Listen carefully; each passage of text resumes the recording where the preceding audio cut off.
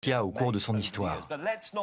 Mais n'oublions pas que Porsche a aussi conçu des voitures remarquables. Absolument. Il y a eu la 911, puis une autre sorte de 911 et une 911 un peu différente. Elle était verte. Oui, on sait.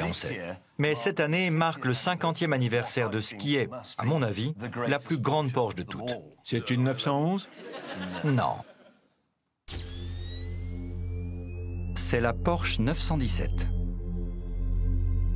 Même si vous ne vous intéressez pas au sport automobile, vous reconnaîtrez sans doute cette machine parce qu'il s'agit probablement de la voiture de sport la plus emblématique jamais créée. Aujourd'hui, Porsche est le constructeur le plus titré au Mans, avec un total de 19 victoires. Mais c'est avec cette voiture que tout a commencé. Elle a apporté à Porsche sa toute première victoire. Avec un tel pédigré, elle vaut évidemment cher, environ 14 millions de livres. Quand on a demandé aux assureurs si on pouvait la conduire, ils ont dit oui, mais pas le chauffard miniature, seulement le capitaine Limace. Donc voyons si je peux vous montrer ce qu'elle sait faire. La première chose à savoir, c'est que même si la 917 a l'air d'une grosse voiture, en fait, ce n'est pas le cas. Aïe!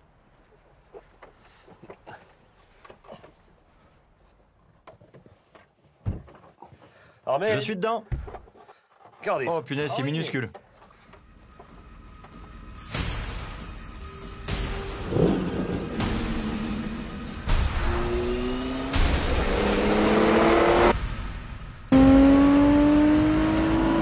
Mais quelle claque!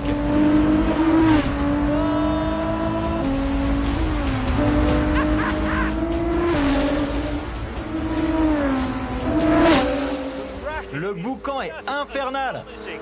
Imaginez ça pendant une course de 24 heures!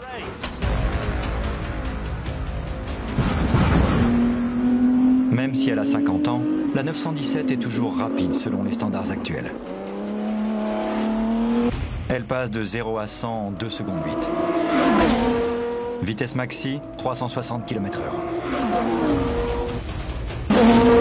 Et elle a été construite sans compromis, avec le minimum de matériaux nécessaires. Par exemple, la partie de la carrosserie à côté de ma tête, c'est de la fibre de verre et pèse de seulement 1 mm d'eux, pas plus. Devant moi, j'ai un gros compte-tours, une jauge de température de l'huile et une jauge de pression. C'est les seules informations qu'on a.